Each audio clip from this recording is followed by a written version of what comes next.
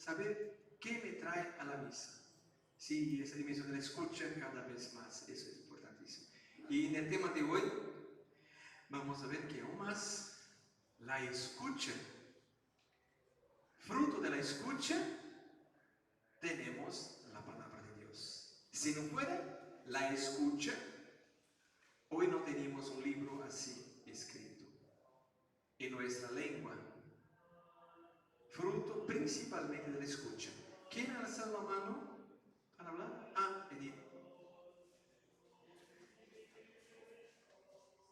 Sí, yo también quería agregar que ayer, por ejemplo, en mi grupo tuve la oportunidad de compartir con 2 jovencitos y eso me hizo recordar, por ejemplo, la primera asamblea parroquial que tuvimos. Yo recuerdo que hicimos grupos para que todos pudieran decir su parecer y ante la pregunta de ¿qué le falta a mi parroquia? La mayoría de respuestas era que los jóvenes pedían ser incluidos, ser más considerados, porque traer jóvenes a la parroquia es renovarla también, ¿no? Entonces, tomando lo que decía Alicia de escuchar al otro, es también recibir al que viene y ser coherente también con nuestros actos, porque nuestros testimonios van a hacer que la persona que llegue se quede y haga iglesia con nosotros, ¿no?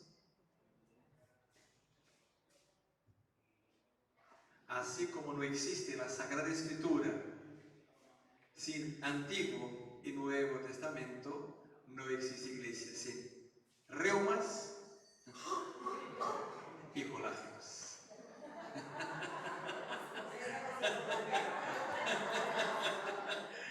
En el medio estamos apócrifos.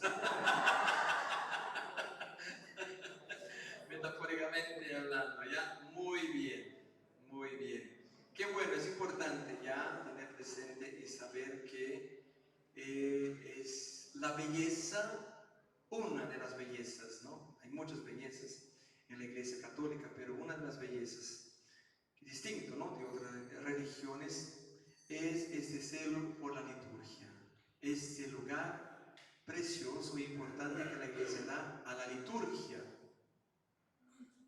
porque construye comunidad, construye iglesia, reúne, alimenta y también nos invita a un compromiso. Cada uno de nosotros es responsable. Y la liturgia debe ser un lugar donde uno se sienta bien.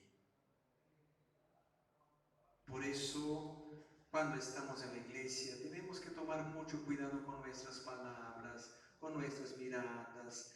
Hay cosas a veces que queremos decir, hasta podemos decir, pero quizás no es momento, ¿ya?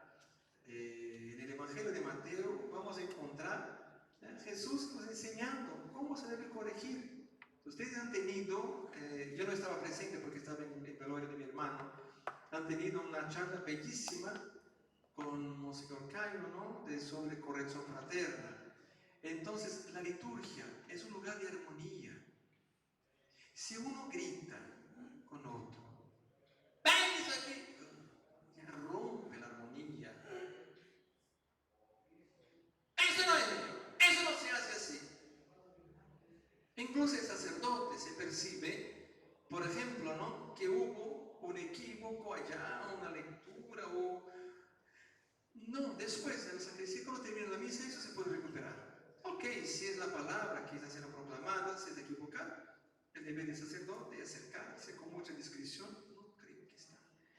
Hola, amiga. Creo que el viento hizo brincar las páginas. Ya, vamos aquí. No. Es lectura, ¿no?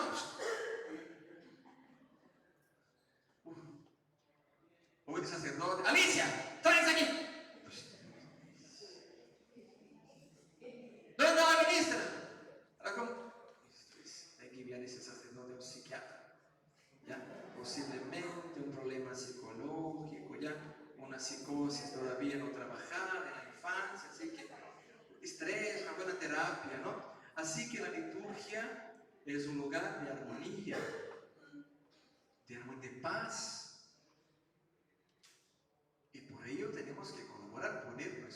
estoy diciendo esto, estoy hablando de personas, claro, con sus sentimientos, sus emociones, su razón, su intelecto, porque eso tiene que ver con el tema de hoy, para hablar un poco sobre introducción a la Biblia. ¿Okay? Entonces es muy importante esta armonía en la participación litúrgica. Y para mí, yo voy a insistir mucho en esto, el modo como tratamos las personas. Aunque yo tenga razón sobre este tema, no es hora. Psicológicamente, ¿qué sucede? Tenemos nuestros problemas personales, familiares, afectivos, comunitarios, para nosotros los religiosos. ¿Ya? ¿Y qué hacemos? ¿Cómo no hemos resuelto esto con las debidas personas? No servimos de esa oportunidad para transferir. Es un mecanismo, un poco de psicología. En psicología se llama transferencia. Yo transfiero mis emociones que debería haber resuelto con esta persona en la primera persona que encuentro, porque dijo eso, el sonido de la voz, cómo está vestido, lo que dijo. Entonces hay que trabajar un poco más esto, ¿ya? Hay que, sí que no es fácil, pero hay que trabajar eso, ¿ya? El otro puede ayudarte quizás a huir tus problemas, pero no ser un chivo expiatorio. Eso no. Por ello Jesús se hizo el chivo expiatorio por todos nosotros, para que nosotros no hagamos eso con los demás. Pero eso que es una homilía. Hoy no es de homilía, ¿ya? Hoy vamos a tocar en el tema de la Biblia, ¿ya? ¿Qué tiene que ver con la liturgia? Claro, la liturgia de la palabra. Y toda la liturgia, vamos a ver, toda la liturgia, vamos a ver, que tiene referencia en la Sagrada Escritura o en la Biblia. Son dos términos, ¿no?, que podemos usar: Sagrada Escritura o Biblia. ¿Ok? Muy bien. Y entonces, ¿qué es la Biblia? ¿Qué es la Biblia? ¿Qué es la Biblia? ¿Quién ha escrito la Biblia? Ajá. Ok. Ahora vamos a intentar entender. O sea, tú eres una mujer, puedes ser inspirada del Espíritu Santo y por lo tanto puedes escribir un texto bíblico. No, ahora ya no. Muy bien, ¿ya? Muy bien, muy bien. Ya, entonces voy a distribuir a usted, no voy a hacer como Pedro ayer, que era de la tecnología, ¿no? Yo todavía soy de picapiedras.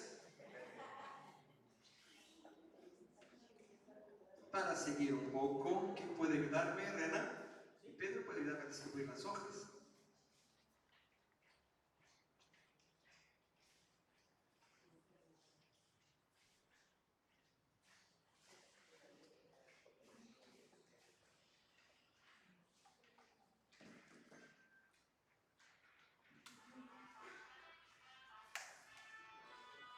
Para no dormir, después de media hora más o menos, cantamos algo, ¿ya?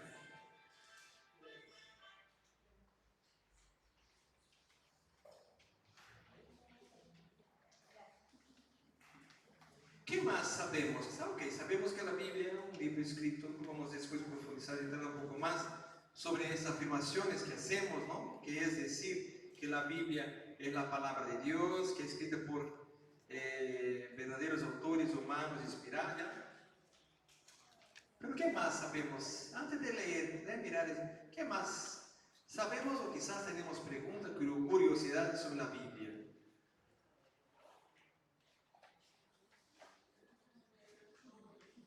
¿Cómo? Qué bueno. Y eso es posible después de San Jerónimo, que tradució la Biblia para la lengua vernácula y que llegó hasta nosotros. Antes no. Eso sí. Buenas noches, bienvenidos. ¿Qué más sobre la Biblia podemos decir? Gracias a Dios. ¿Qué más podemos decir sobre la Biblia? ¿Qué dificultades tenemos con la Biblia? Ya sea Apocalipsis, todos los otros. Creo que hasta Juan, ¿qué dijo? La solución para nuestros problemas, bueno, inspirados en ella, vamos a ver cómo interpretar la palabra de Dios, ¿no? Pues ya que voy acá. ¿Cómo? Nuestra guía, sí. ¿Qué más? ¿Cómo?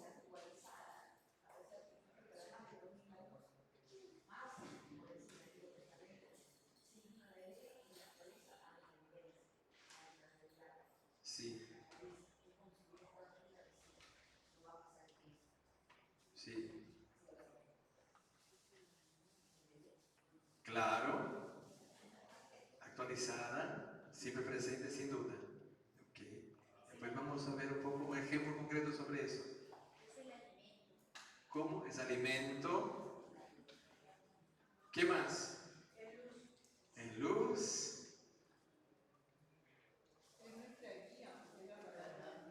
Es nuestra guía.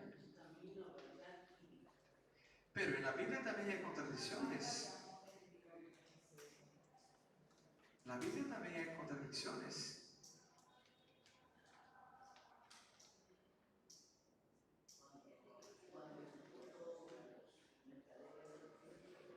Ustedes tienen un ejemplo concreto de una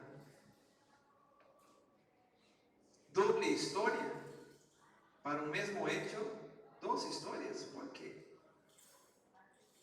En el libro de Génesis.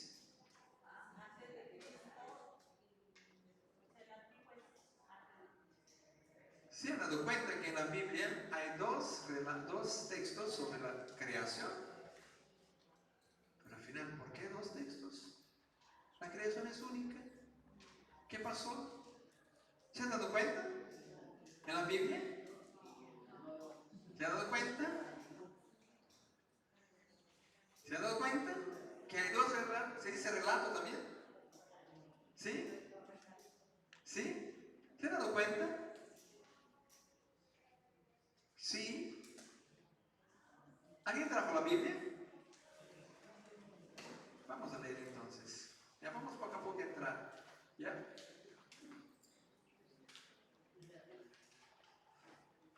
Elisa, puede leer el primer relato, Génesis 1.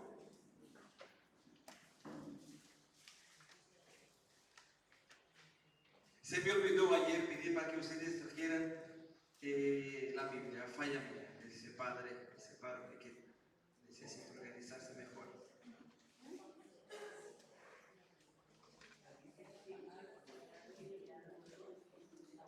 Es un poco largo, ya, pero vamos a escuchar. Hablamos de escucha, ¿no? Entonces, vamos a escuchar ahora el relato 1 de la creación.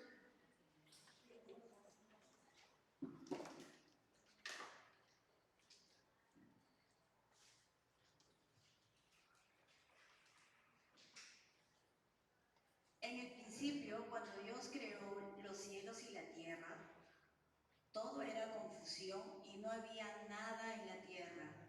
Las tinieblas cubrían los abismos mientras el Espíritu de Dios aleteaba sobre la superficie de las aguas. Dijo Dios, haya luz, y hubo luz. Dios vio que la luz era buena y separó la luz de las tinieblas. Dios llamó a la luz día y a las tinieblas noche. Atardeció y amaneció. Fue el día primero. Dios dijo, haya una bodega en medio de las aguas para que separe unas aguas de las otras. Hizo Dios entonces como una bóveda y separó unas aguas de las otras, las que estaban por encima del firmamento de las que estaban por debajo de él. Y así sucedió. Dios llamó a esta bóveda cielo, y atardeció y amaneció, y fue el día segundo. Dios dijo, junten llénense las aguas debajo de los cielos en un solo depósito, y aparezca el suelo seco. Y así fue. Dios llamó al suelo seco tierra, y al depósito de las aguas mares. Y vio Dios que esto era bueno. Dijo Dios: produzca la tierra hierba, plantas que den semilla y árboles frutales, que por toda la tierra den fruto con su semilla dentro, cada uno según su especie. Y así fue. La tierra produjo hierba, plantas que dan semilla y árboles frutales que dan fruto con su semilla dentro, cada uno según su especie. Dios vio que esto era bueno, y atardeció y amaneció, y fue el día tercero. Dijo Dios: haya luceros en el cielo que separen el día de la noche, que sirvan para señalar las fiestas de los días y los años, y que brillen en el firmamento para iluminar la tierra. Y así sucedió. E hizo Dios los dos grandes luceros, el lucero mayor para regir el día, el lucero menor para regir la noche. E hizo también las estrellas. Dios los colocó en lo alto de los cielos para iluminar la tierra, para regir el día y la noche y separar la luz de las tinieblas. Y vio Dios que esto era bueno. Y atardeció y amaneció, y fue el cuarto día. Dijo Dios: llénense las aguas de seres vivientes y revoloteen aves sobre la tierra y bajo el firmamento. Dios creó entonces los grandes monstruos marinos y todos los seres que viven en el agua según su especie, y todas las aves según su especie. Y vio Dios que todo ello era bueno. Lo bendijo Dios diciendo: crezcan, multiplíquense y llenen las aguas del mar, y multiplíquense a sí mismo las aves sobre la tierra. Y atardeció y amaneció, y fue el quinto día. Dijo Dios: produzca la tierra vivientes según sus especies, animales del campo, reptiles y fieras. Y así fue. Dios hizo las distintas clases de animales salvajes según su especie, los animales del campo según sus especies, y todos los reptiles de la tierra según sus especies. Y vio Dios que todo esto era bueno. Dijo Dios: hagamos al hombre a nuestra imagen y semejanza, que tenga autoridad sobre los peces del mar y sobre las aves del cielo, sobre los animales del campo, las fieras salvajes y los reptiles que se arrastran por el suelo. Y creó Dios el hombre a su imagen y semejanza. A imagen de Dios los creó, varón y mujer los creó. Dios los bendijo diciéndoles: sean fecundos y multiplíquense, llenen la tierra y sométanla, tengan autoridad sobre los peces del mar, sobre las aves del cielo y sobre todo ser viviente que se mueve sobre la tierra. Dijo Dios: hoy les entrego para que se alimenten toda clase de plantas con semillas que hay sobre la tierra, y toda clase de árboles frutales, a los animales salvajes, a las aves del cielo y a todos los seres vivientes que se mueven sobre la tierra. Les doy pasto verde para que coman, y así fue. Dios vio que todo cuanto hacía era muy bueno, y atardeció y amaneció, y fue el sexto día. Así estuvieron terminados el cielo, la tierra y todo lo que hay en ello. El día séptimo Dios tuvo terminado su trabajo y descansó en ese día de todo lo que había hecho.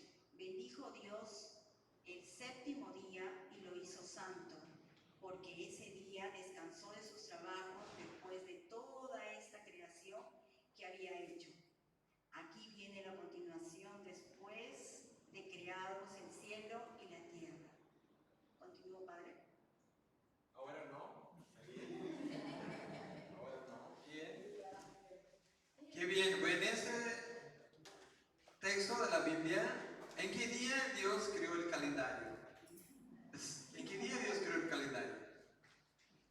¿En qué día Dios creó el calendario? De ahí viene el calendario, tenemos calendario para orientarnos los días, los meses, las fiestas. ¿En qué día? ¿En qué día? ¿Ves? Vamos a hacer quizás este año una gincana bíblica. ¿Ya? Quizás gincana bíblica. En el cuarto día. Sí, el día, la noche, las fiestas. Y aquí dice que el hombre y la mujer han sido creados juntos. Nos dice, aquí nos dice el texto, ¿no? Nos dice el texto, y creó Dios al hombre a su imagen. A imagen de Dios lo creó varón y mujer. No marido y mujer. Varón y mujer. Así que en el matrimonio no se decir, yo te recibo por mi mujer, no por mi esposa. ¿Ok? Entonces, en ese texto, mujer y hombre han sido creados simultáneamente. Pero hay otro texto que viene enseguida. ¿Quién puede leer para nosotros ahora? El segundo relato de la creación.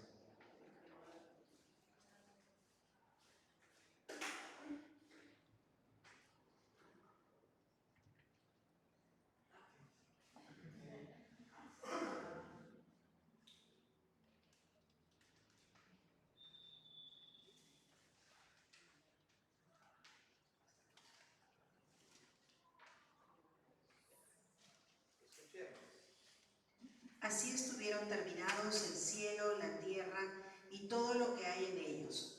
El día séptimo, Dios tuvo terminado su trabajo y descansó en ese día de todo lo que había hecho. Bendijo Dios el séptimo día y lo hizo santo, porque ese día descansó de sus trabajos después de toda esta creación que había hecho. Aquí viene la continuación, después de creados el cielo y la tierra. El día en que Yahvé Dios hizo la tierra y los cielos, no había sobre la tierra arbusto alguno, ni había brotado aún ninguna planta silvestre, pues Yahvé Dios no había hecho llover todavía sobre la tierra, y tampoco había hombre que cultivara el suelo, e hiciera subir el agua para regar toda la superficie del suelo. Entonces Yahvé Dios formó al hombre con polvo de la tierra. Luego sopló en su nariz un aliento de vida, y el hombre tuvo aliento y vida. Yahvé Dios plantó un jardín en un lugar del oriente llamado Edén, y colocó allí al hombre que había formado. Yahvé Dios hizo brotar del suelo toda clase de árboles, agradables a la vista y buenos para comer. El árbol de la vida estaba en el jardín, como también el árbol de la ciencia del bien y del mal. Del Edén salía un río que regaba el jardín y se dividía en 4 brazos. El primero se llamaba Pisón y corre rodeando toda la tierra de Ávila, donde hay oro muy fino. Allí se encuentran también aromas y piedras preciosas. El segundo río se llama Gihón y rodea la tierra de Cus. El tercer río se llama Tigris y fluye al oriente de Asiria. Y el cuarto río es el Éufrates. Yahvé Dios tomó al hombre y lo puso en el jardín del Edén para que lo cultivara y lo cuidara. Y Yahvé Dios le dio al hombre un mandamiento. Le dijo: puedes comer todo lo que quieras de los árboles del jardín, pero no comerás del árbol de la ciencia del bien y del mal. El día que comas de él, ten la seguridad de que morirás. Dijo Yahvé Dios: no es bueno que el hombre esté solo, voy a hacerle un auxiliar a su semejanza. Entonces Yahvé Dios formó de la tierra a todos los animales del campo y a todas las aves del cielo, y los llevó ante el hombre para que les pusiera nombre, y el nombre de todo ser viviente había de ser el que el hombre le había dado.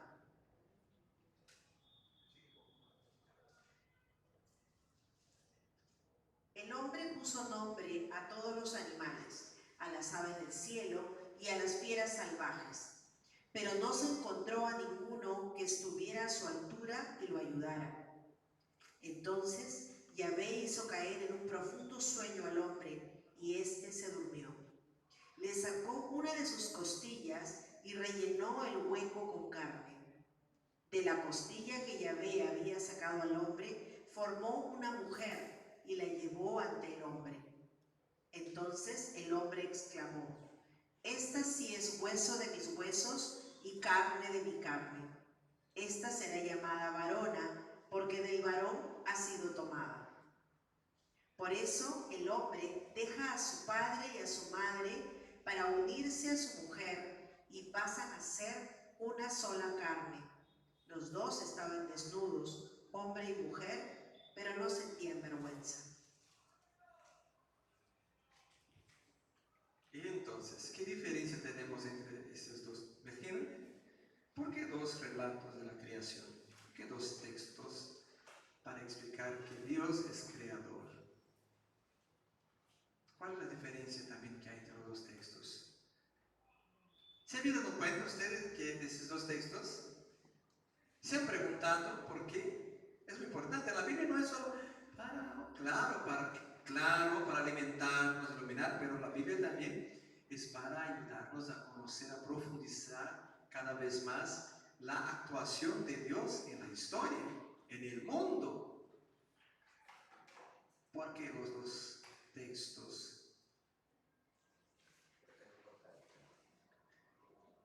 No hay muy bien, no hay ninguna. No hay contradicción. La segunda parte es para especificar y establecer bien el primer relato. Y lo hace con un sentido más específico. El primero lo hace como para que de una manera didáctica uno pueda comprender la creación. Y es la clásica, ¿no? En la que se le pregunta en cuántos días creó Dios el mundo, enseguida el séptimo descanso, ¿no? Entonces, una manera didáctica de explicar. Por ejemplo, cuando se le enseña a los niños, ¿no? Sobre todo en primera comunión, se pone el ejemplo, por ejemplo, cuando van a ser un bebé. Entonces, cuando van a ser un bebé, ¿no? Papá y mamá y toda la familia buscan primero el lugar donde va a ir el bebé, ¿no? Entonces empiezan a comprarle los regalos. Primero la habitación donde va a estar, los regalitos y todo lo demás. Entonces, en el primer relato, Dios hace lo mismo. Empieza a colocar la casa donde va a estar el hombre y la mujer. Y lo habla de manera general. Y en la segunda ya lo especifica, poniéndolo al hombre por encima, al inicio, ¿no? Es ilógico, ¿no? Porque es hombre y mujer. Pero en algunos tipos de narración, la parte inicial y la parte final son las partes más importantes en el interior del texto. Eso no significa que el primero sea más importante que el último, porque hay veces que el final es más importante que el inicio, ¿no? Más o menos quiero, ya es eso. Entonces, el hombre, y luego empieza, le da la potestad al hombre de poder, en este caso, administrar toda la creación, ¿no? Ponerle nombre a los animales, a todas las cosas, etc., ¿no? Empieza la creación, a determinar la creación. Ya finaliza el hombre, no puede estar solo. Y, ¿no? Crea a la mujer de su propia carne, con todas las características de él, ¿no? Aunque es superior, ¿no? No, la mujer, ¿no? Entonces, y le da la importancia que cierra todo el círculo, ¿no? O sea, la creación de la mujer, que sale del cuerpo de la misma carne del hombre, cierra toda la creación, como ponerle el broche de oro. Pero ya ese ya es el complemento del primero. Ya, muy bien, claro que este encuentro de hoy solo tenemos 2 horas y ahora menos, ya, no voy a decir que es un curso de introducción a la Biblia, sino que un momento de introducción, porque el curso llevaría mucho más tiempo, ya. Para ello, quizás cuando Padre Miguel regresa de su viaje, el que es su maestría en Biblia, seguramente tiene más elementos para apoyarnos, ayudarnos. ¿Falta? ¿Quién llegó que no tiene esta hoja? ¿Quién no tiene esta hoja? ¿Dónde están las que sobraron? ¿Dónde están? ¿Quién no tiene todavía?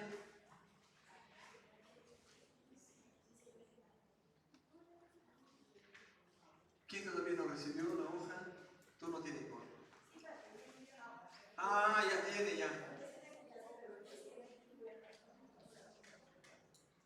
Ya. Muy bien. Claro que eso, ¿por qué para decir? ¿No? Porque decimos que la palabra de Dios es, en la Biblia es palabra de Dios, es por inspiración del Espíritu Santo, pasa por las manos de los hombres. Vamos a ver un poco cómo es el proceso, ¿ya? Y cuando pasa por las manos humanas, también puede ser que no son fallas, no son contradicciones,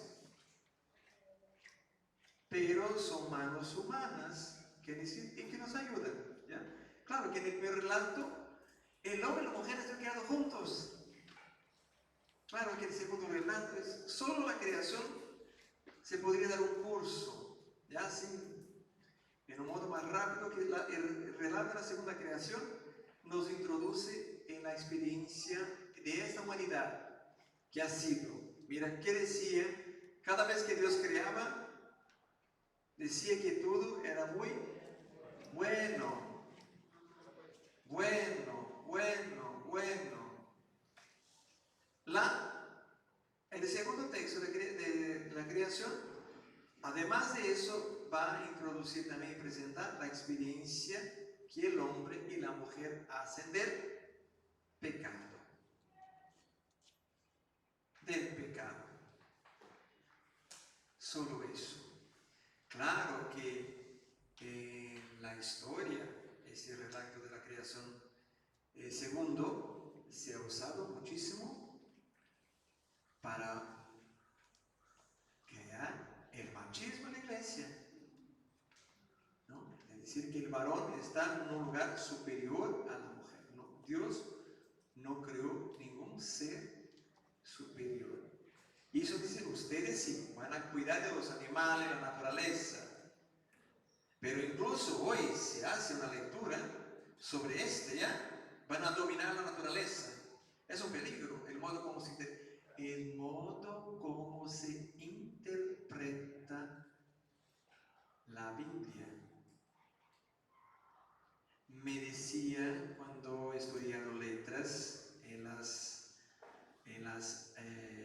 clases de literatura y también de gramática, quien es profesor, un texto no es para ser interpretado. ¿Qué es interpretar? Un texto es para ser entendido.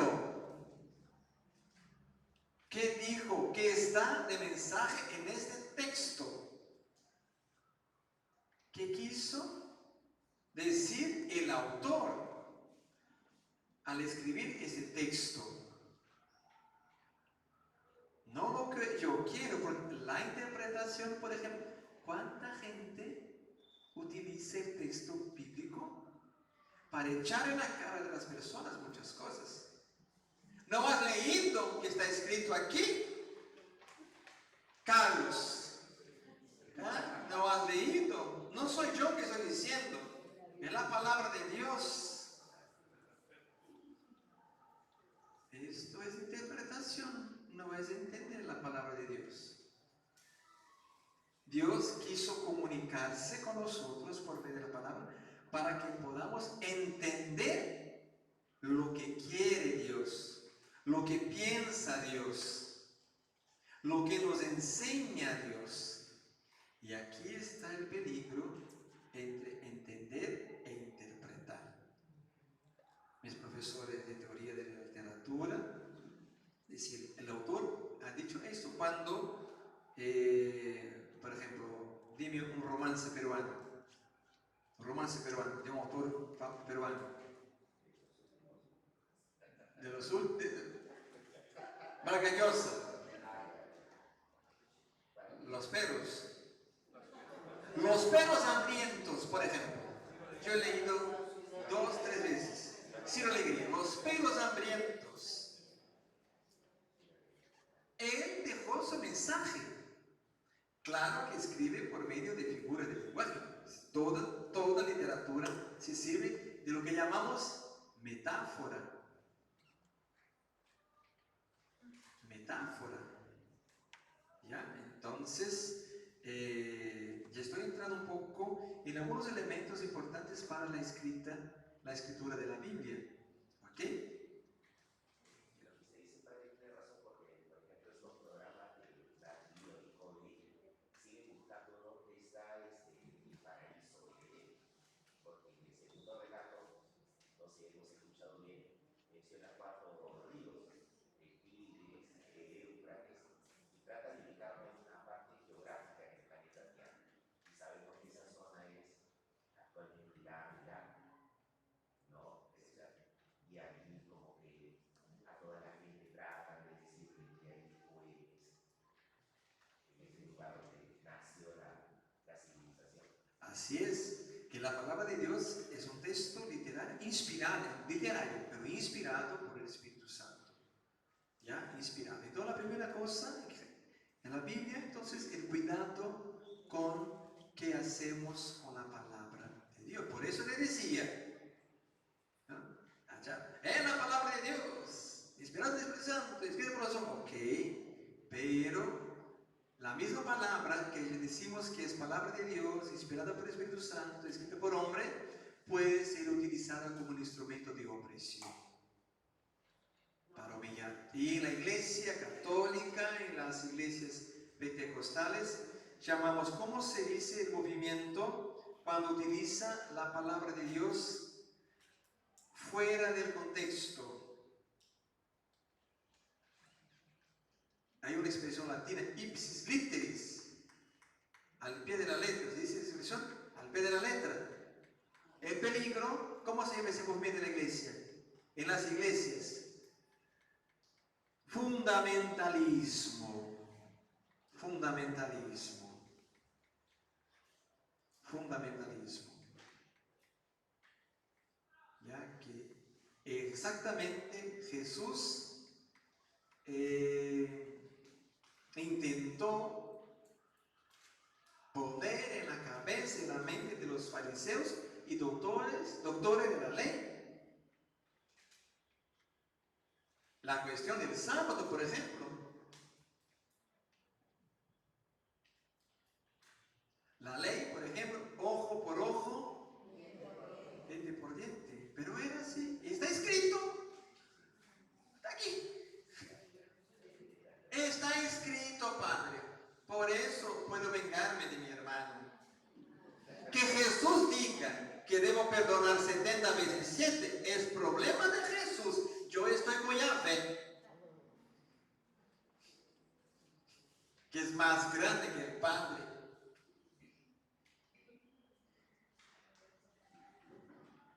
¿Ven?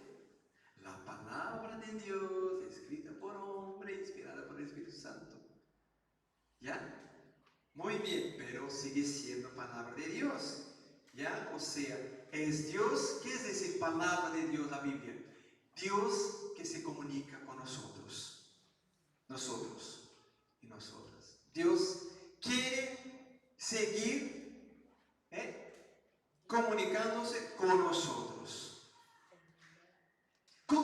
¿Quién comunica? Comunica algo. ¿Qué quiere Dios comunicar con nosotros? ¿Qué quiere Dios comunicar con nosotros? ¿Qué tiene Dios para nos comunicar? El amor presente en el relato de la creación.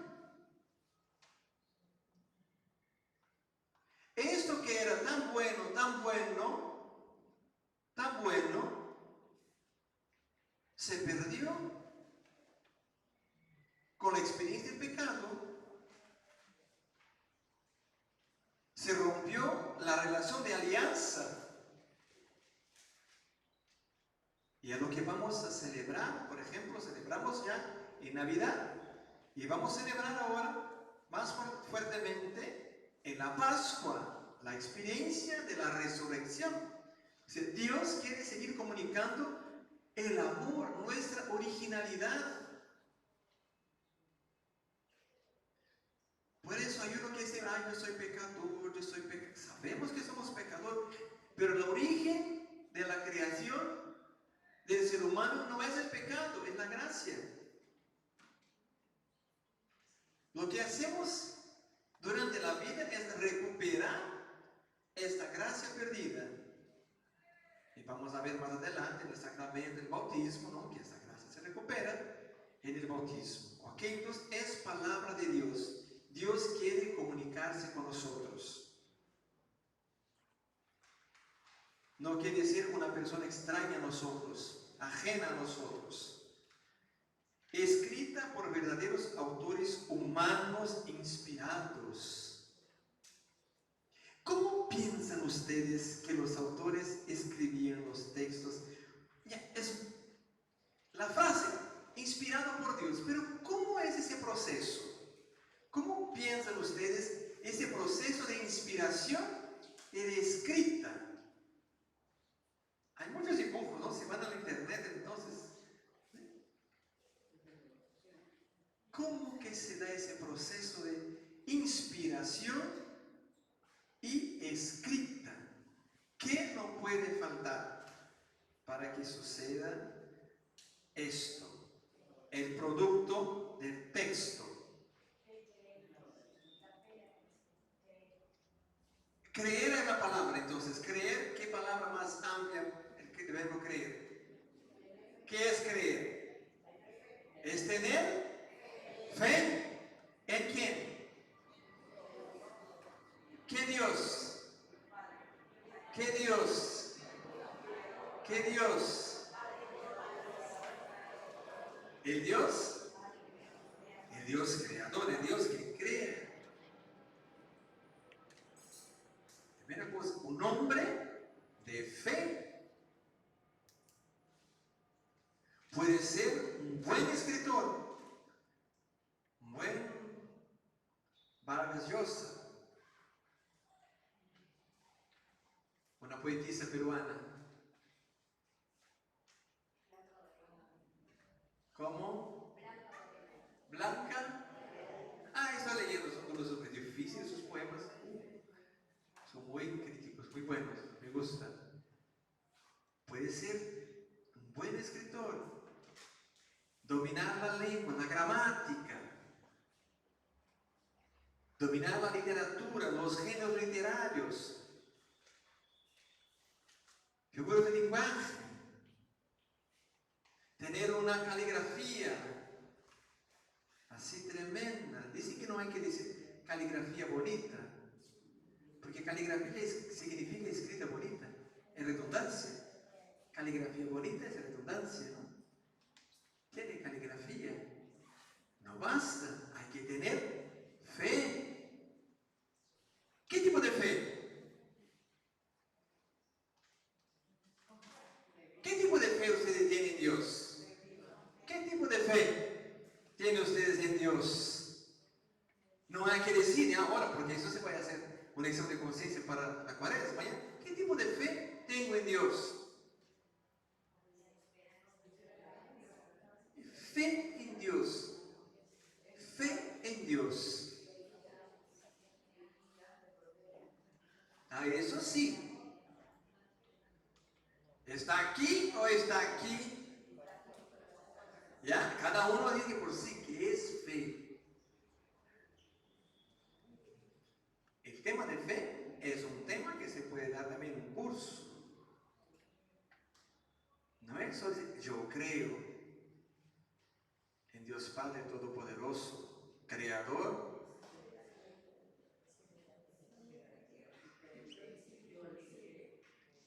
Creemos en un Dios que creó, y ¿qué hacemos con el cielo y la tierra? ¿Qué está haciendo el hombre con el planeta? ¿Qué es creer? Es una frase que memorizamos y tenemos y repetimos.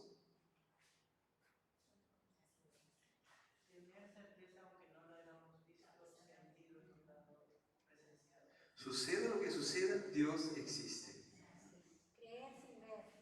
Creer sin ver. Creer sin ver. Ok, ¿qué más necesita un hombre para escribir? Ahora es primero la fe. Y no una fe personal. solo mi fe, pero esta fe que decía, yo oro en mi cuarto, yo tengo, no necesito, no, es una fe dentro de un contexto cultural e histórico.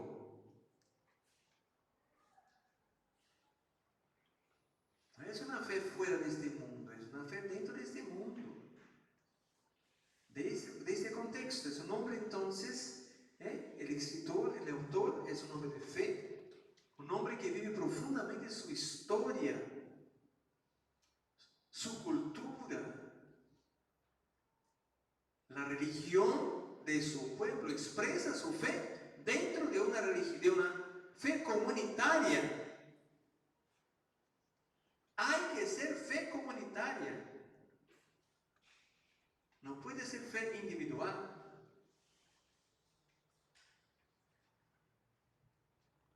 Un nombre de oración, han dicho, sin duda un nombre de oración.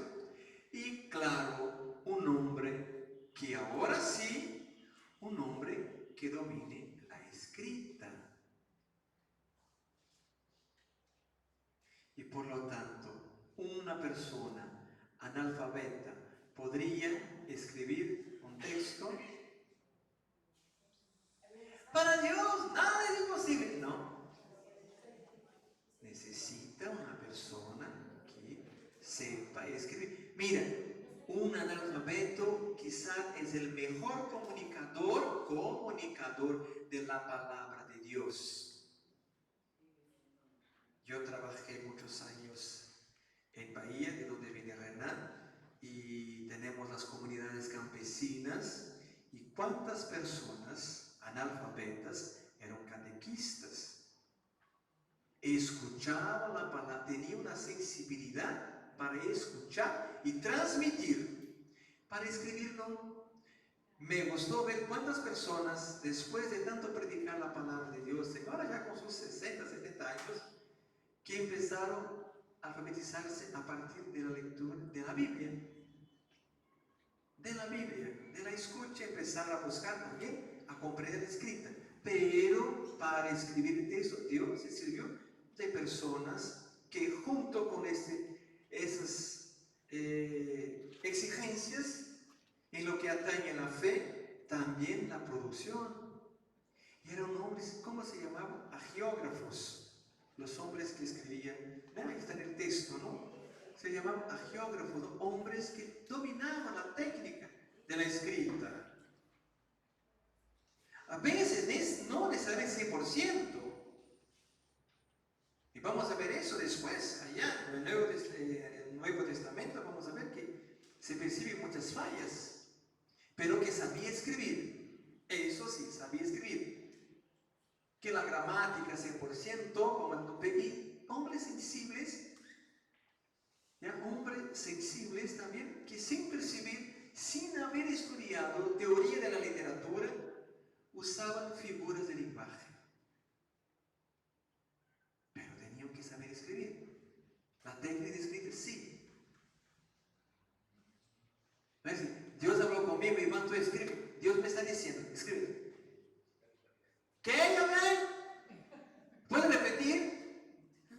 No va a ser cuando llegué, yo no dominaba nada de español en 92, cuando vine a Perú, no había estudiado nada, no sabía ninguna palabra en español. Y el primer día, el padre Gonzalo empieza a dictar un texto para escribir coma. Yo digo, ¿cuánto escribir coma? Coma. Pero, ¿qué significa la palabra coma aquí? Nunca escribí tanto coma como en ese texto. Padre, ¿cómo es este señal? Yo era ignorante en español cuando había venido en 92, así que aprendí. Pero eso también sucedía.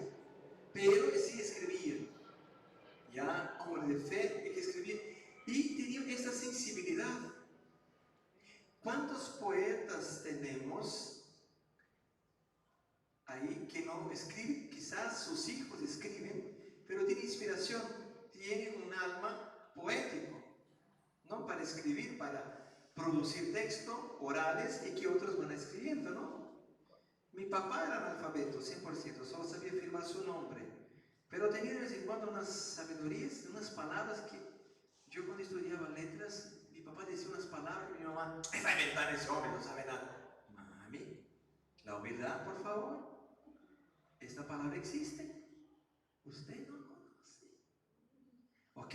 Entonces es muy importante. Entonces pasa por ahí la escrita de la Biblia. Y el Antiguo Testamento va en todo ahí. Entonces vamos a decir, ¿no? Entonces, eso es el proceso de la escrita. La dinámica en el Antiguo Testamento es una. Del Nuevo es otra dinámica. Es otro contexto. Cuando miramos el Antiguo Testamento, ¿qué aprendemos? ¿Qué aprendemos con la escrita que tenemos en el Antiguo Testamento? ¿Qué aprendemos? ¿Qué nos transmite la palabra de Dios? Primero, la creación, el origen del ser humano. ¿Del ser humano? ¿Qué he creído? Fuimos los últimos, yo digo, Génesis habla de la creación del universo. ¿Ven cómo somos creídos? Del hombre, de la mujer. Nos creemos en la creación del universo. Pero vamos al acá en el medio acá de la secundaria, la tercer, cuarto año, cuando empezamos a estudiar biología. Y ahora, yo he sido catequizado que Dios pegó el barro,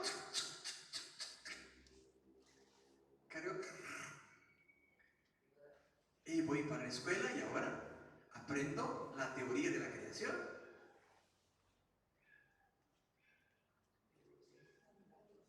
¡Qué silencio! ¿Dónde están los hombres creyentes en Dios, el que ha creado el mundo?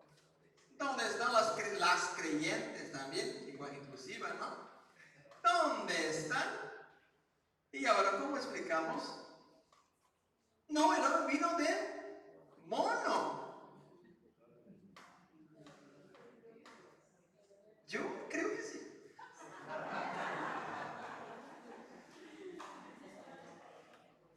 Y ahora, ¿dónde estamos los creyentes? Y decimos que la Biblia es la palabra inspirada por Dios, palabra inspirada por el Espíritu Santo. Y ahora, ¿cómo vamos a mirar? ¿Cómo decimos y ahora? Y ahora, ¿hay profesor de biología aquí? Ciencias, no, perfecto. Y ahora, ¿cómo explicar? Hay un jesuita llamado Teilhard de Chardin. Es un libro que yo he leído unas 2 veces y confieso que necesitaría unas 3, 10 veces más, muy difícil. Pero, claro, como un buen jesuita, ¿no? Él intenta hacer una alianza entre la teoría de la creación y el relato bíblico de Dios. En otras palabras, los dos textos que hemos leído, se cree en el macaco, se cree en la evolución de las especies, ¿cómo se llama esa? Bueno, no me acuerdo más. En biología, ¿cómo se llama esa célula que se va? ¿Sí? Para mí no me importa. En estas cositas está la mano de Dios. Dios viene antes. Si es por acá o por allá, antes de todo hay la mano de Dios. El inicio es Dios. Los relatos de creación para decir nuestra origen es divina. Es divina. Hay un ser que siempre existió. Siempre. Y de él viene todo. Ese ser es Dios. Es creador. Y el hombre que escribe tiene esta conciencia. Es de Dios que está en la historia. Pero de nuevo la pregunta, ¿qué mensaje de Dios sacamos del Antiguo Testamento. Primero, ¿cómo está dividido el Antiguo Testamento? ¿Cómo está dividido? ¿Saben cómo está dividido? Están divididos los libros. Después yo voy a entregar para ustedes, después, al final, voy a entregar ya una, ¿cómo se llama el lugar donde ustedes ponen los libros? ¿Estante, no? ¿Estante? ¿Biblioteca? ¡Qué bueno! Así hay muchas palabras, yo soy extranjera. ¿Ya? Yo voy a entregar esto para ustedes después, ¿ya? Para que tengan. Entonces, ¿cómo están divididos los libros del Antiguo Testamento? Ahí está la hoja de ustedes. ¿Cómo está? La primera parte. Los 5 primeros libros, ¿cómo se llaman? ¿Por qué Pentateuco? Penta de 5, ¿no? El Brasil todavía sigue siendo el pentacampeón, pero no creo. Pero no creo que llegaremos al Excel. Ya no hay más espacio para el tipo de Brasil. Creo que no. Creo que no. ¿Ya? ¿Y qué transmite para nosotros el Pentateuco? ¿Cuáles son los libros?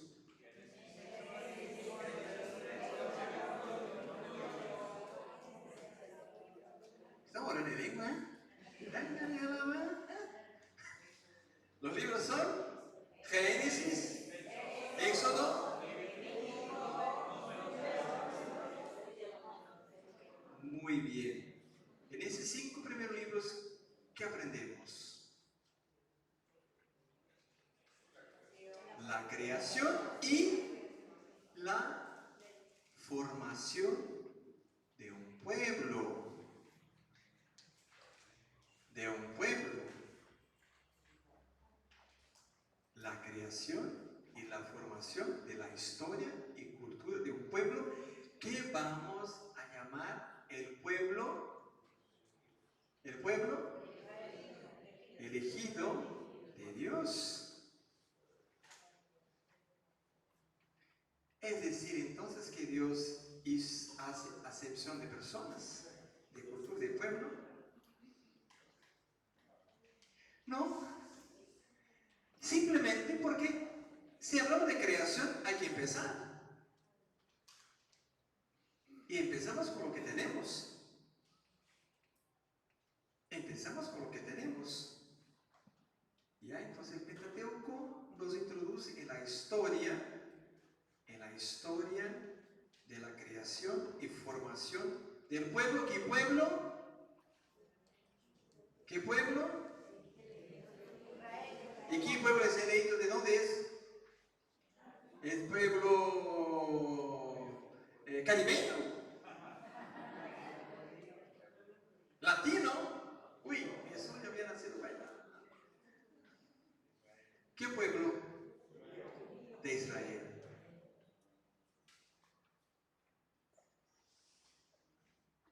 ¿Qué pueblo? De Israel. Y todavía tenemos el problema. Pero empezó desde ahí.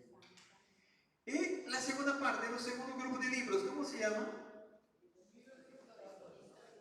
Libros históricos. ¿Ya? ¿Alguien puede decir alguno de ellos, por ejemplo?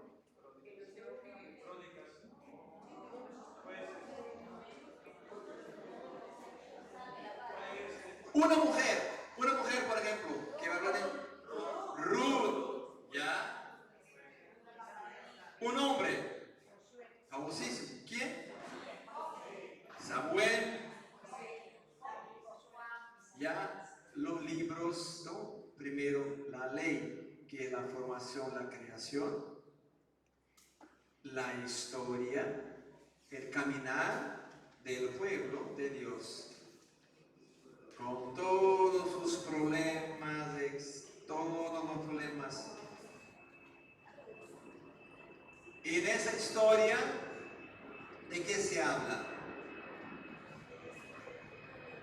Abraham vivió ¿cuántos años? ¿Cuántos años? ¿Cuánto? 800 años. Una vez más, dime,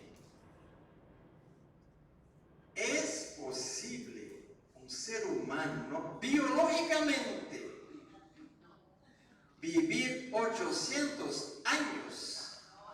Pero está escrito palabra de Dios, inspirada por el Espíritu Santo, escrita por un hombre de fe. No sé, posiblemente mujer, pero como en aquel tiempo no tenía esta autoridad de ser reconocida. Entonces, 800 años es la palabra de Dios.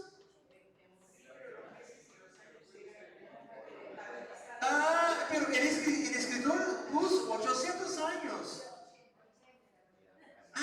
Puso un cero más. No, escribió 800. Aunque pusiera un cero más, pero escribió 800.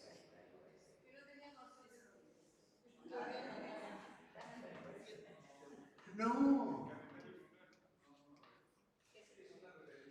Es un exagero, un exagero. En literatura existe una figura de lenguaje que se llama hipérbole. Yo me identifico muchísimo.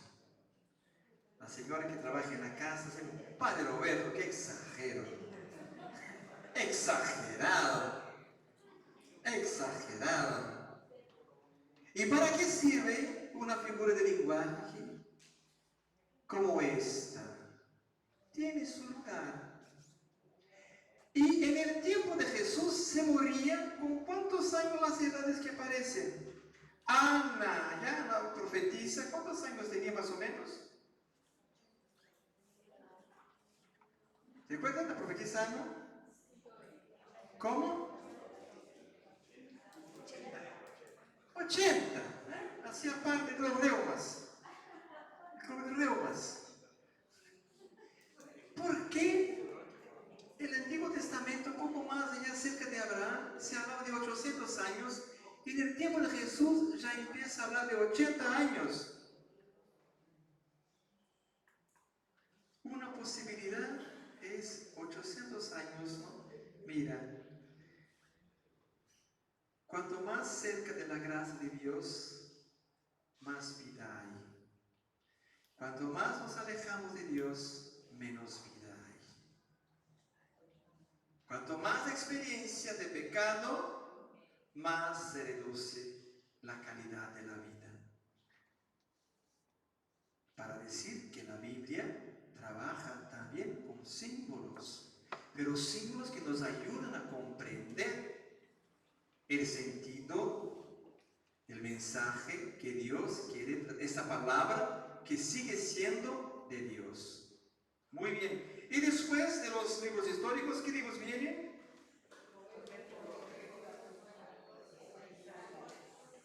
Y sapienciales. ¿Cuáles son, por ejemplo, 2, 3? Lo más presente en la liturgia de la palabra, ¿cuál es? Los salmos. ¿Ya? Que en su origen no eran textos para ser leídos, textos para ser cantados. Por eso estamos intentando poco a poco rescatar en la liturgia de la parroquia el lugar del salmista, que cante, ¿no? Que proclame. Claro que tiene su melodía, ¿ya? El Señor es mi... No es para poner una salsa, ¿no? Ok, en un encuentro de jóvenes, en una jornada, puede cambiar, pero en la liturgia no. En la Santa Misa no entra, ¿no? Pero de vez en cuando, ¿no? Hay algunas canciones en la liturgia, ¿no? O en Brasil, entonces, hay un Cordero de Dios que, menos mal, qué bueno que hay el altar, porque mi pensé es...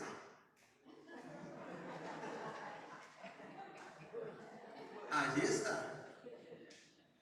Ok. Muy bien, los libros poéticos. Romántico aquí, el cantar de los cantares. Aquí es en español, así, ¿no? Cantar de los cantares. Es un libro que, por ejemplo, textos que se usan mucho en la celebración del matrimonio. ¿Ya?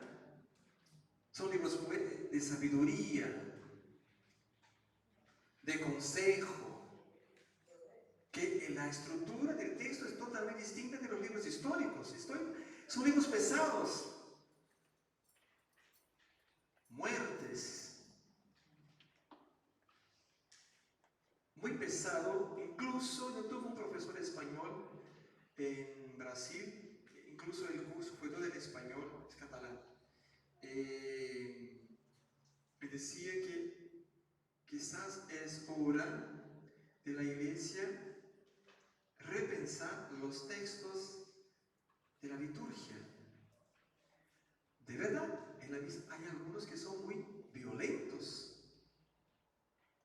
Y leer textos bíblicos de contenido, con violencia, claro que hay que entenderlos dentro del contexto, pero es una escena de violencia, de matanza. Poner eso en la liturgia es un poco complicado. Aún más nosotros que vivimos en un contexto, nosotros latinos, ¿no?, donde el índice de violencia es muy grande. Ese profesor decía, quizás es hora de cambiar los textos. Cambiar un poco, no es cambiar el texto que yo quiera, poner otros textos bíblicos de la palabra misma de Dios. ¿Ya? ¿Ok? Muy bien. Y después vamos para el Nuevo Testamento.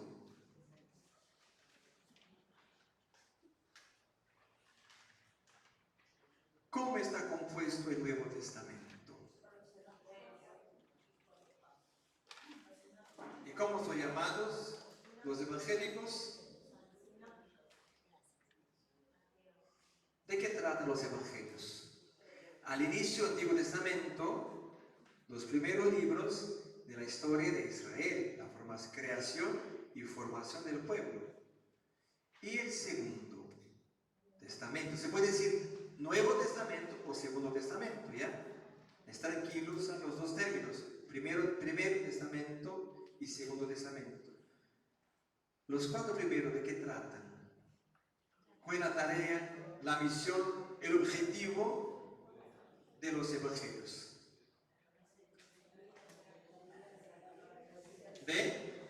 No hay otro sentido, hay un único.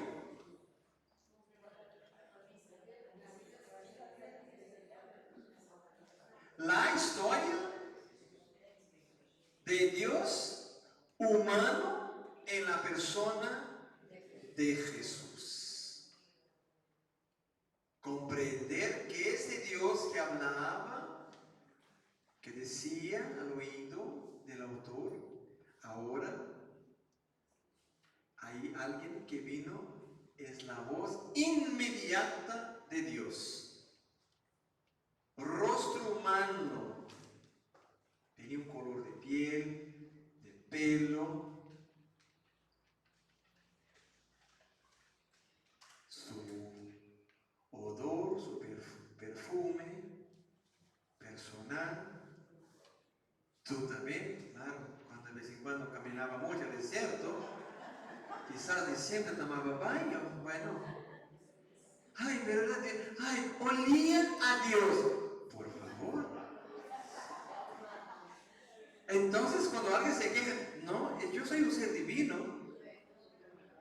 Mi olor es divino también. ¿Ya? Que se justifica así. Entonces, los evangelios, la tarea de escribir, narrar la historia de Jesucristo. ¿Y cuáles son los evangelios que tenemos?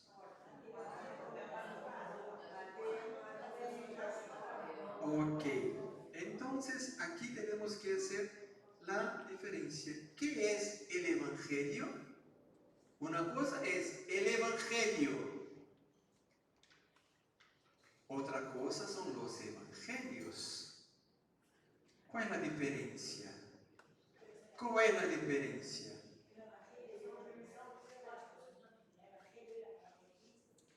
El evangelio, no sé, esa palabra viva es la persona. El evangelio es Jesucristo y su mensaje sobre el reino Dios.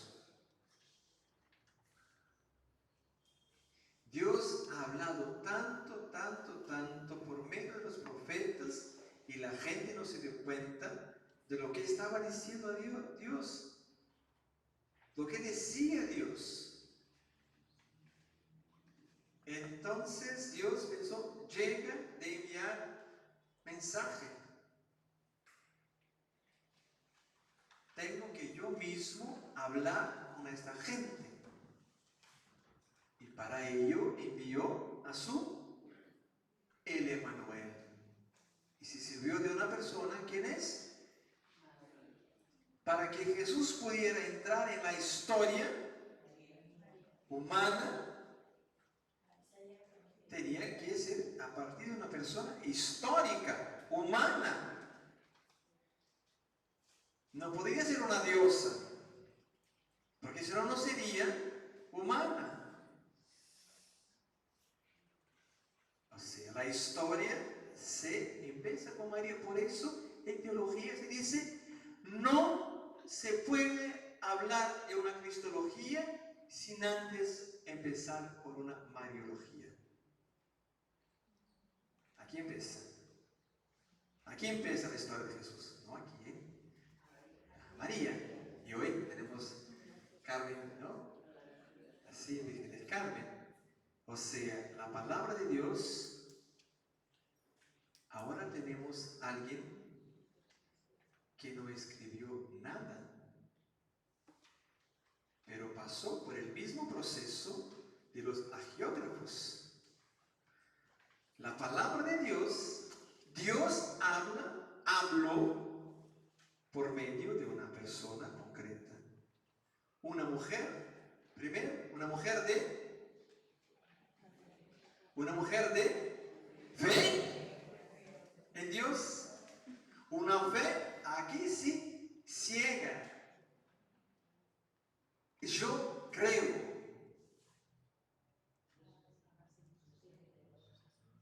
Yo creo. Y Dios dijo, vas a concebir mi hijo, un ser humano, en su vientre, sin que haya relación sexual con un ser humano. ¿Imagina? La mujer.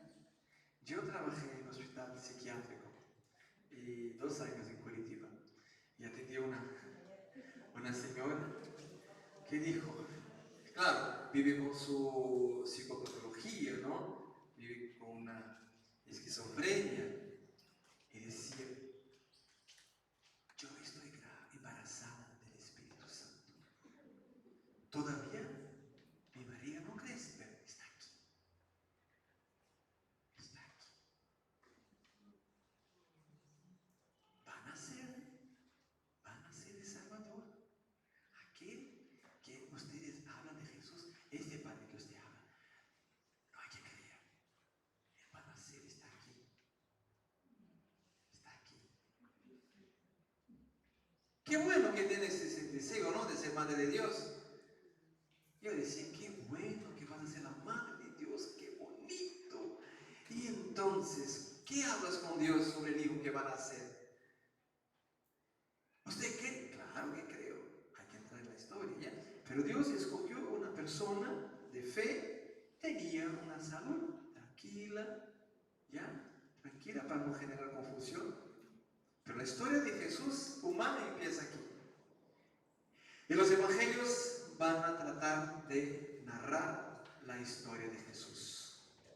Y entre ellos, algunas veces vamos a encontrar algunas contradicciones que se complementan. No es que van una anula, cancela la otra, pero que se complementan, como decía, ¿no? Al mensaje de la palabra de Dios. El primer evangelio escrito, ¿cuál fue? ¡Qué bueno hacer!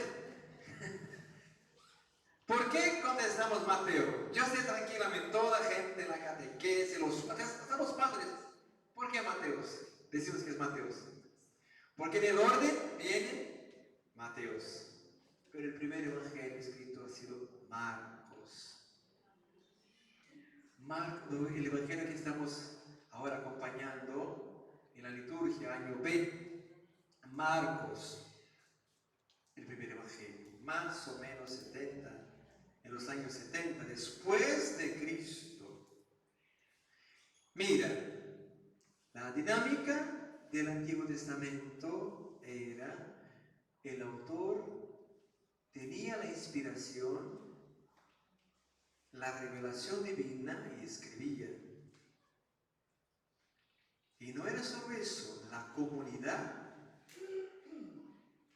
de los israelitas se reconocía, no es solo escribir, se reconocía en el texto. Eso de verdad somos nosotros. Por eso sí, Dios te está hablando esto. Nos reconocemos en este texto, escribir por escribir. Es distinto, ahora sí, de una obra literaria. Puede ser que tú te identificas con las obras de Ciro Alegría, puede ser que tú dices no. Pero la obra de texto bíblico, no, el pueblo se reconocía en el texto. Se reconocía. Eso somos nosotros. Dios te está hablando. En el Nuevo Testamento, la dinámica de la escrita sigue siendo, la inspiración sigue siendo Dios. El Espíritu Santo, el autor. Pero el mundo es distinto, porque, mira, después de todo lo que ha sucedido, después de 70 años, imagine recuperar, después de 70, yo no sé, a veces, yo dije en la última homilía, porque a veces el Espíritu Santo habla y después dice, olvídate Roberto, ¿ya? Imagínense, después de 70 años de empezar a escribir, lo que pasó. Y Mateo después, 80 años. Y Lucas. Y Juan entonces, después casi 100 años. Y ahora. ¿Ya? Y ahora. ¿Ya? Entonces, los cuatro. Entonces, el primer evangelista, el primer es Marcos. Dinos, Alicia. ¿Por qué entonces en la Biblia aparece Mateo? Ya. También se dice que el Evangelio de Marcos es un resumen de Mateo y Lucas. Es el contrario, claro. Después que se sigue el orden, sí, no, de verdad, Marcos fue la fuente dice la fuente para Mateos y Lucas.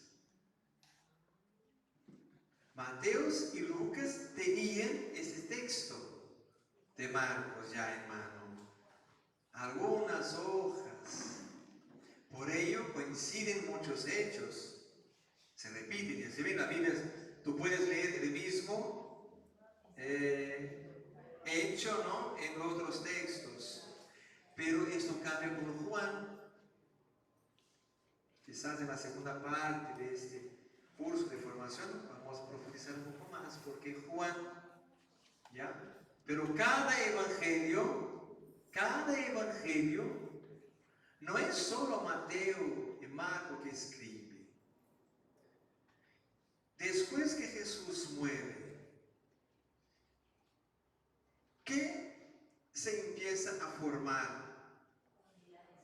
¿Cómo? Comunidad de base. Oh, esa teología de la revelación, Comunidades. ¿Por qué? Pentecostés, en eso, ¿no? Comunidades que viven alrededor de esas personas. Y miren que los cuatro evangelistas fueron. ¿Por qué tiene autoridad para hablar y escribir sobre Jesús? ¿Por qué tiene autoridad de escribir sobre su historia? Porque fueron testigos oculares. Sí, y auriculares también, También. Sí, tuvieron experiencia inmediata con la persona de Jesús. Siguieron sus huellas. Se pusieron por detrás de ellos para seguirlo. Entonces tenía autoridad para escribir sobre la persona. Pero imagine escribir eso después de muchos años. Y escribía a partir de la vivencia de su propia comunidad. Mateos y Marcos quizás eran comunidades que no tenían tanto una devoción mariana. ¿Cuáles son los evangelios donde más María ocupan un lugar un poco más de Lucas, sí, y Juan? Juan dice que aún más. ¿Por qué Juan aún más? Porque se dice que el Evangelio de Juan es un libro de la devoción mariana. ¿Por qué? ¿Por qué? No. ¿Quién estaba?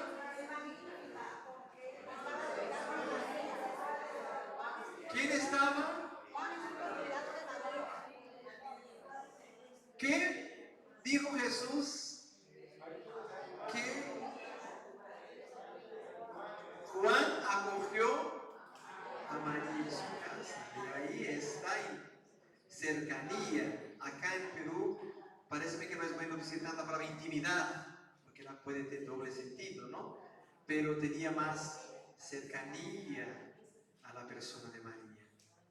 Por ello se dice que la comunidad más mariana. Ya entonces cada evangelio va a narrar la historia de Jesús a partir de las exigencias de su comunidad, siempre a partir de una crisis. Falta poco.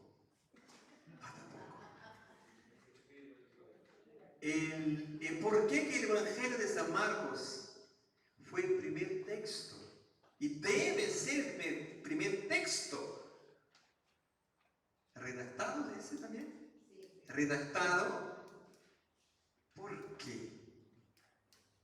¿A qué pregunta? Yo dije una vez, ¿a qué pregunta? Cada evangelio contesta una pregunta.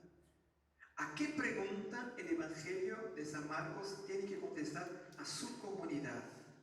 Después de pasados 70 años, una pregunta imprescindible y que la iglesia va a vivir esto más adelante, la iglesia católica.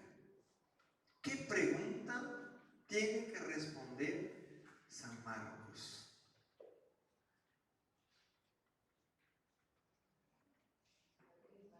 El silencio de Dios, así ahora Dios va.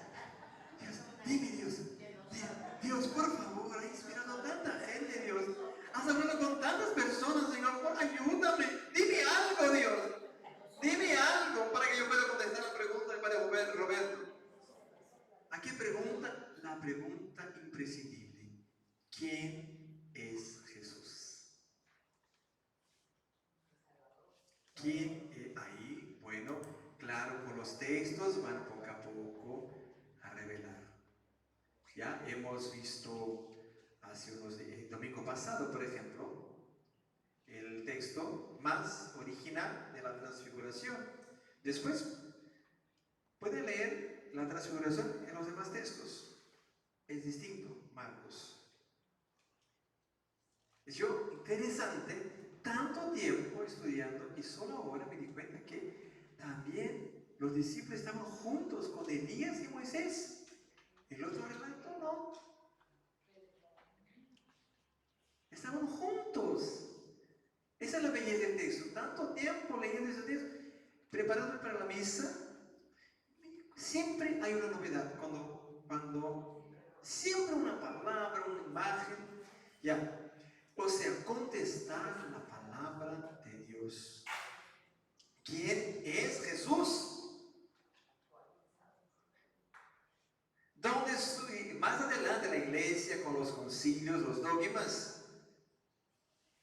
¿Por qué la iglesia tiene tiene que tomar una posición, siempre cuando la fe en este Dios de Jesús.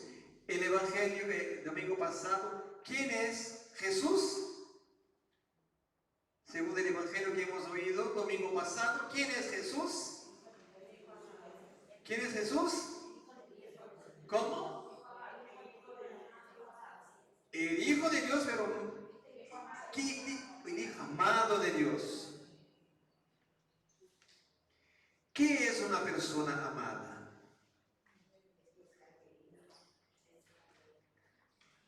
Bueno, aquí tengo que entrar, creo que tanto en español como en portugués, la palabra amada, el verbo, es el tiempo, no es, ¿cómo se dice? ¿Qué tiempo verbal está ese amado? En portugués es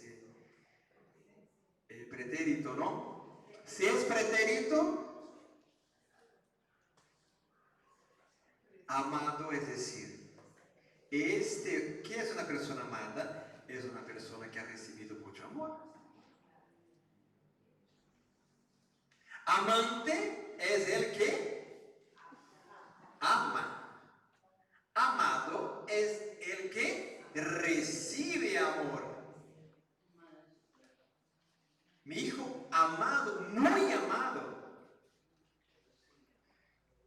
recibió tanto amor del Padre que no puede quedarse con él. Tiene que repartir. Tiene que compartir con los demás este amor. De ahí, amado para amar. De ahí la necesidad, ¿no?, psicológica cuando recibimos el amor del padre, de la madre, o por lo menos, hay con tantos contextos distintos familiares, que si un abuelo de verdad transfiere amor a su nieto, hace la experiencia de ser amado. Que bueno, se fuera directamente del papá y de la mamá, porque sería, ¿no?, en la ley natural, pero ni siempre. Ya entonces, el Marcos es contestar eso, ¿no? Este Dios es Dios de amor.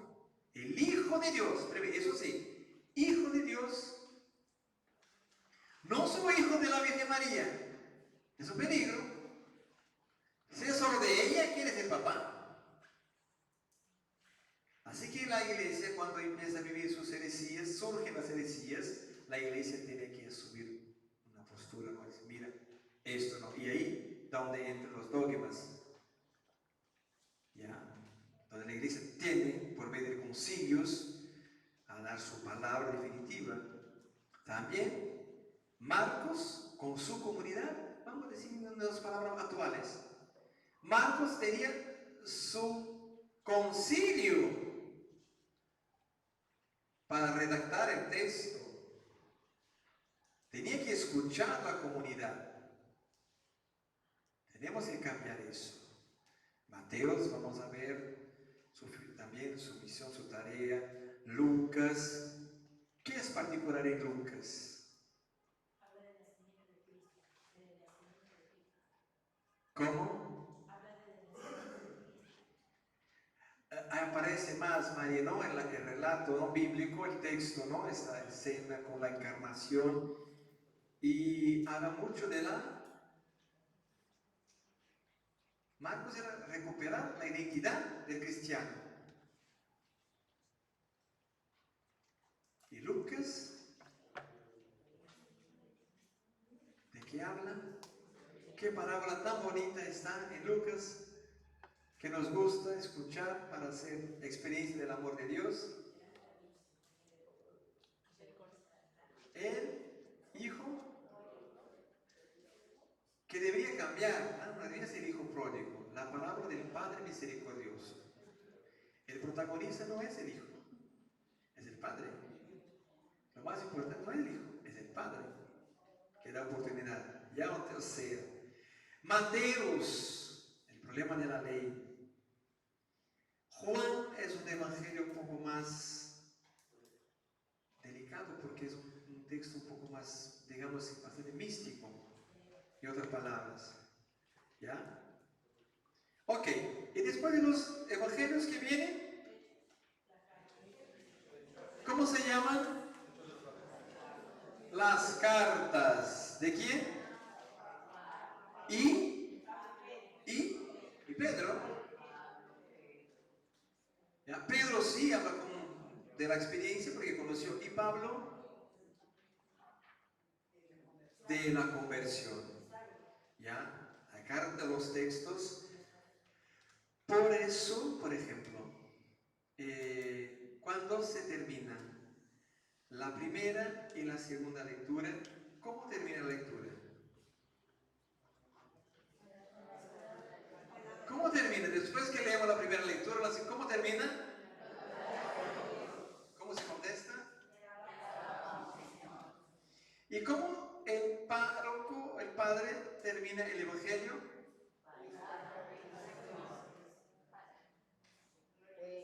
La diferencia, y como decimos, ¿cómo contestamos? En portugués decimos palabra de la salvación. Pero lo mismo, la primera, ¿cómo se dice? Palabra, primera escritura, palabra de Dios. De Dios que inspiró a Samuel, a Ruth, a los escritores del Antiguo Testamento. Pues palabra de Dios por medio de sus autores. Y el Nuevo Testamento, ¿cómo se contesta? Que palabra de él. ¿Qué Señor? ¿Qué Señor es este? Por eso es la palabra que salva. Son las palabras mismas de Jesucristo. ¿Se habían dado cuenta de esa diferencia? ¿Ves? El Señor es Dios también. Es Jesús, pero es el Dios encarnado. Verbo. Eso es liturgia. Esa es liturgia. Palabra de salvación. Aunque un católico diga, no me gustan las cartas de San Pablo y San Pedro, este hombre machista, los dos machistas, que quieren que las mujeres sean sumisas a sus esposos, no quiero saber, y que habla mal. San Pablo, un hombre frustrado, quizá no se casó, nadie lo quería, debía ser cargoso, pesado. Se quedó y descarga. No, tiene mucha inspiración de Dios. Mucha inspiración. ¿Ya? Pero su palabra instruye. Las palabras de los autores del Antiguo Testamento instruyen.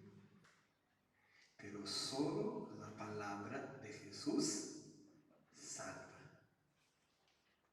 Solo las palabras directas de Jesús salvan. Las cartas nos ayudan a comprender experiencias desde Jesús. Claro, San Pablo y San Pedro amplían las posibles experiencias que podemos hacer del amor de Dios. Y por fin, el libro más tranquilo y fácil de leer de la Biblia. El libro de... no sé por qué la gente tiene dificultad de Apocalipsis. Chifre en portugués. Cuernos, alas, colas, fuego, sellos. ¿Quién ha escrito Apocalipsis? Juan. ¿Qué Juan? ¿Y quién es el evangelista? No es el bautista, el bautizado. Ya, la gente confunde Bautista y Juan Evangelista, son dos Juanes, ¿ya? Este es Iván de Elisa, este es Iván de su mamá y su papá, porque por mientras no tiene todavía, ¿ya? Que no confunda, ¿ya? Solterísimo, promoción vocacional en él. ¿Ya? No confundan Juan Bautista, que bautizó a Jesús, hijo de Isabel y Zacarías, y Jesús, que hijo de Dios y de la Virgen María. Y Juan, el discípulo amado de Dios. Discípulo amado. ¿Significa que ese discípulo recibió mucho? ¿Se ha recibido? ¿Qué debe hacer con el amor que ha recibido? Cada uno de nosotros ocupa ese lugar de discípulo amado. Y si por lo tanto como iglesia recibimos este amor de Dios, debemos ¿qué hacer con este amor? Compartir con caridad, con tolerancia, con paciencia, comprensión, sin prejuicio. ¿Ya? Es Juan que escribió Apocalipsis. Por tanto, Apocalipsis, aunque sea confuso, es un libro que se habla de una gran liturgia. El lenguaje es simbólico porque ha sido escrito durante la persecución de los cristianos. Y para que pudieran seguir celebrando su misa, su Santa Misa, tenía que expresarse por un lenguaje que el rey de la época, que era Nero, no pudiera comprender. ¿Ya? Vamos entonces llegando, hay que ser fiel al horario y ahora entonces terminamos con una oración. ¿Ya? Como le dije, hoy fue una introducción, ¿ya? Un tocar en la palabra de Dios. Y terminamos ahora con esta oración juntos.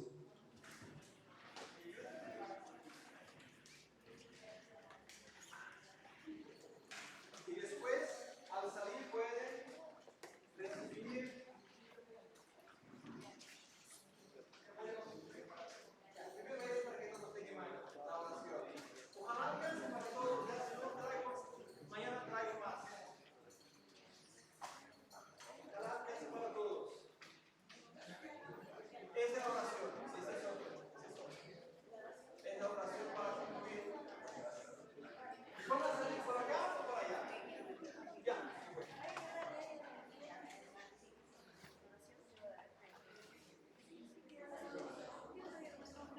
la oración con los de mano. Oración.